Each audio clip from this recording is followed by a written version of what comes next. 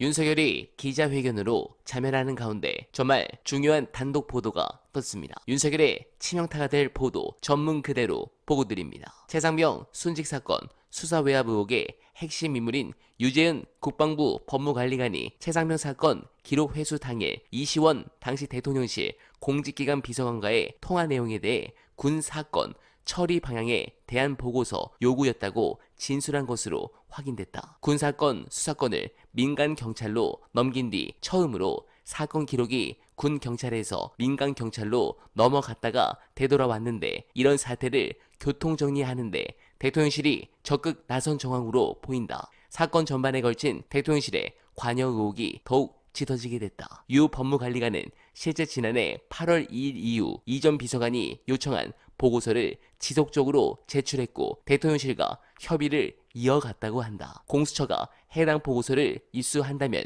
대통령실이 이첩 보류, 혐의 배제, 기록 회수 등 이 사건 전반에 걸쳐 어떤 판단을 하고 어떤 지시를 내렸는지 등 전체적인 윤곽이 드러날 수 있을 것으로 보인다. 이시원 전 비서관은 입장을 묻는 한겨레의 문의에 답하지 않았다. 네, 충격입니다. 유재은이 술술 불고 있습니다. 특검이 출범하면 저는 이 보고서 깔 수 있다고 봅니다. 그리고 윤석열에게 새로운 악재가 또 떴습니다. 특검 표결을 앞두고 친윤이 분열하고 있습니다. 영상 보시고 이어가 보겠습니다. 야, 난 자기들끼리 이렇게 국회의원들끼리 녹음하는 거 처음 봤어요.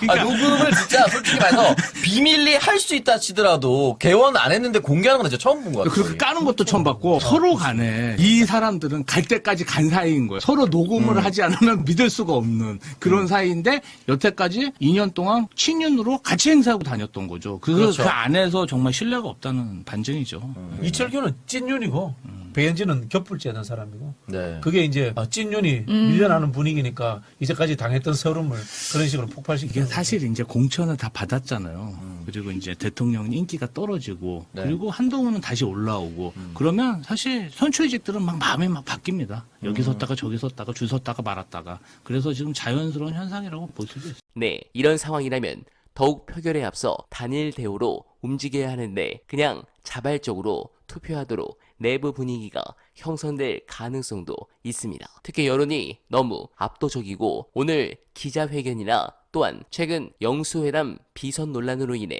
핵심 지지층에서 지지율이 빠져 10%대로 들어가면 이거 정말 특검 통과 가능성도 미약하지만 충분합니다. 그래서인지 국짐 내부 변화 때문에 윤석열이 이렇게 이재명 대표의 항복 선언을 한 것인가 그런 생각도 듭니다만 검찰도 이제 선택의 시간이 다가오는데 관련해 중요한 영상 안내드리며 이만 인사드리겠습니다. 그러니까 옛날처럼 납작 엎드려가지고 눈만 돌리는 상황이 아닌 면이 좀 보이긴 하죠. 근데 왜 그럴까를 생각해보면 이게 해먹을 거 다 해먹고 이제 저기 와서 끝날 사람들과 지금 장래가 창창한 젊은 검사들 사이에서는 이해관계가 다르단 말이에요. 그러니까 당신들은 해먹을 거 다 해먹고 나갔으니까 그렇다 치고 우리는 앞으로 어떻게 살란 말이냐. 너네 때문에 조직이 다 국민들로부터 어떻게도 지금 변명이 안 되고 와야 되게 생겼다. 그러니 뭐라도 해야 될 거 아니냐라는 식의 원성이 있었을 거고 그렇게 하려고 하니까 이제 뭐 송경호가 뭐 이거를 해야 된다고 해서 부딪혔네 어쩌네 하는 얘기가 나오고 중앙지검장 바꾸려고 하다가 어쨌다 그러고 내부적으로 그런 게 있었던 건 사실일 가능성이 높은데 그렇다 해도 그 검찰의 본질이 여기서 윤석열을 상대로